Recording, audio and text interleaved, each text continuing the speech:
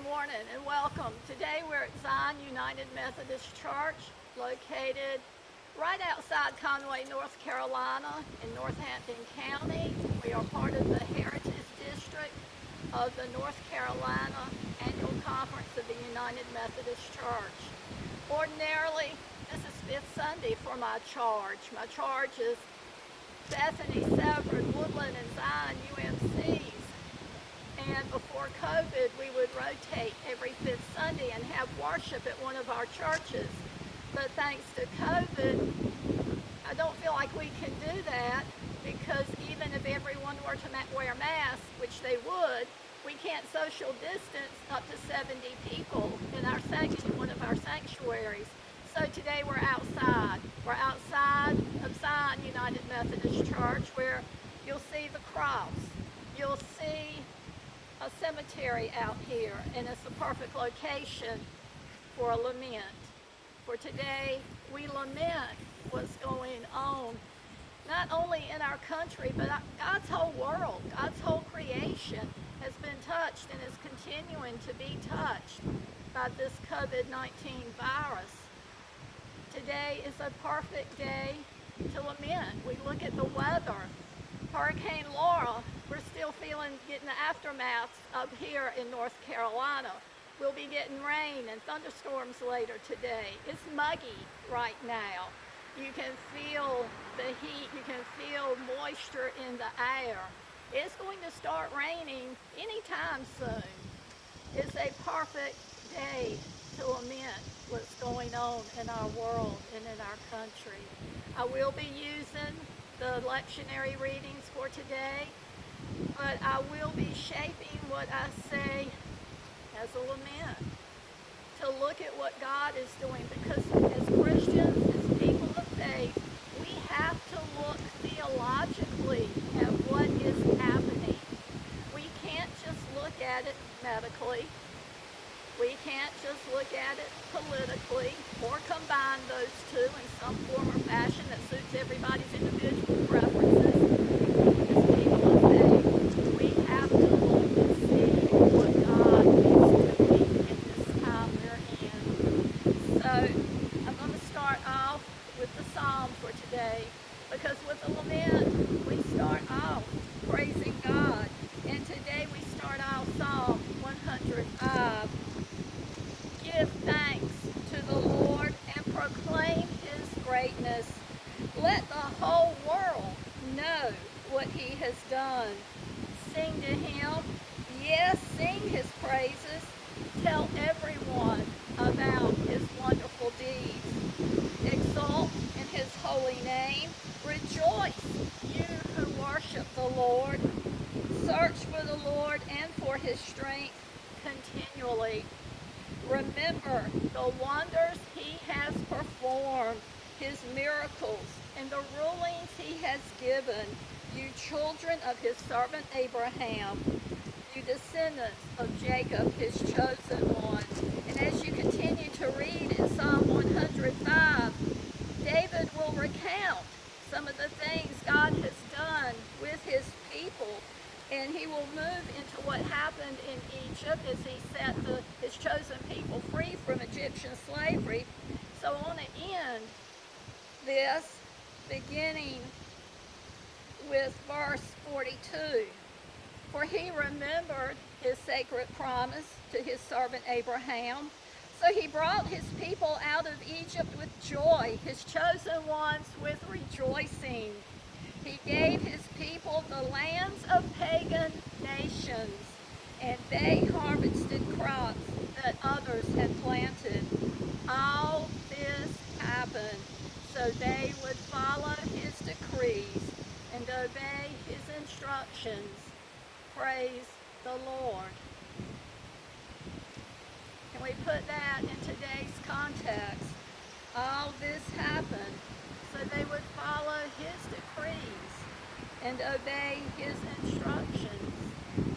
Praise the Lord. Theologically, God's up to something.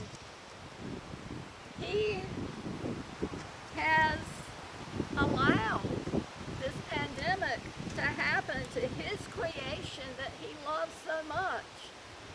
when God speaks in terms like this, he's out of love, but it's also out of, he's discipline. He's doing some judging. He's saying there's something going on. He's not happy with his people, with his creation. Are we listening and discerning what God is telling his world? Every tribe, every nation, every tongue around the world, God's telling us something. And we have to have ears to listen, eyes to see. We have to have the wisdom to shut ourselves up and pay attention to what God is doing and not listen to what culture and others are trying to tell us and shape us. We're people of God. If we turn now to our reading in Exodus chapter 3, beginning with verses 1 through 15. One day Moses was tending the flock of his father-in-law Jethro, the priest of Midian. He led the flock far into the wilderness and came to Sinai, the mountain of God. There the angel of the Lord appeared to him in a blazing fire in the middle of the bush. Moses stared in amazement. Though the bush was engulfed in flames, it didn't burn up. "This is amazing," Moses said to himself. "Why isn't that bush burning up? I must go see it." When the Lord saw Moses coming to take a closer look, God called to him from the middle of the bush, "Moses, Moses." "Here I am," Moses replied. "Do not come any closer," the Lord warned. "Take off your sandals, for you are standing on holy ground. I am the God of your father, the God of Abraham, the God of Isaac, and the God of Jacob." When Moses heard this, he covered his face because he was afraid to look at God. Then the Lord told him, "I have certainly seen the oppression of my people in Egypt. I have heard the cries of distress because of their harsh slave drivers. Yes, I am aware of their suffering. So I have come down to rescue them from the power of the Egyptians and lead them out of Egypt into their own fertile and spacious land.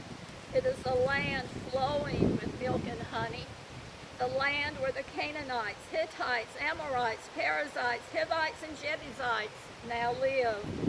Look, the cry of the people of Israel has reached me, and I have seen how harshly the Egyptians abuse them. Now go, for I am sending you to Pharaoh. You must lead my people out of Egypt."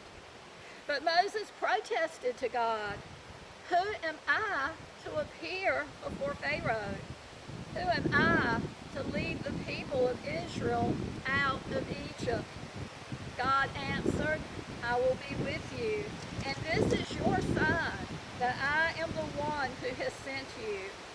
When you have brought the people out of Egypt, you will worship God at this very mountain." But Moses protested, "If I go to the people of Israel and tell them, the God of your ancestors has sent me to you, they will ask me, 'What is his name?' Then what should I tell them?" God replied to Moses, "I am who I am," and all of that is in capitals.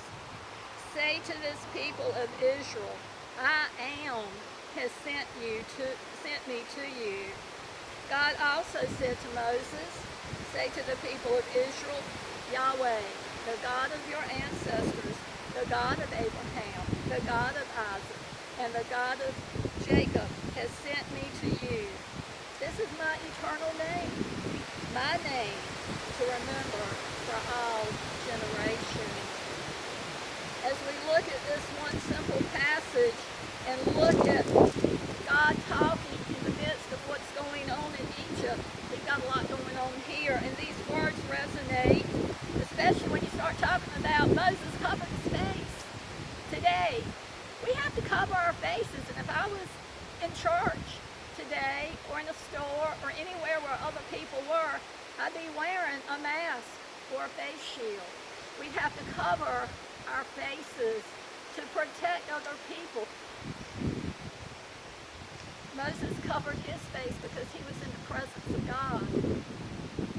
He was coming in worship.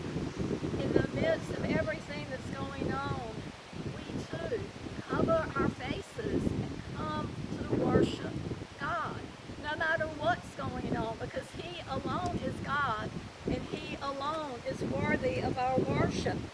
And the words He tells Moses resonate with us because He tells him, I've seen, just like He saw what was going on then, He sees what's going on now.